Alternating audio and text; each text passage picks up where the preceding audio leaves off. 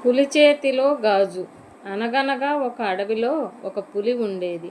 ఆ పులి ముసలిదైపోయింది.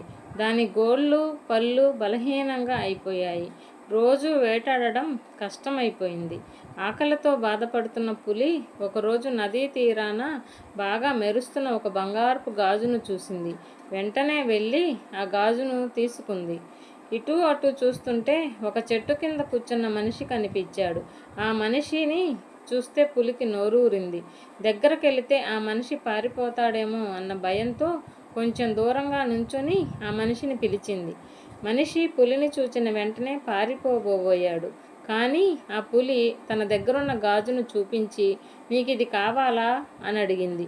నీ దగ్గరకొస్తే నువ్వు నన్ను తినేస్తావు, నేను రాను అన్నాడు మనిషి. నిన్ను చూస్తే యువకుడిలా ఉన్నావు, బలంగా కనిపిస్తున్నావు, నీకు నేనంటే భయం ఎందుకు? నేను చూడు ఎంత ముసలదాన్నైపోయాను అంది పులి. ఈ మాట విని ధైర్యం తెచ్చుకున్న మనిషి గాజును సంపాదించుకుందామన్న దురాశతో పులి దగ్గరకు వెళ్ళాడు.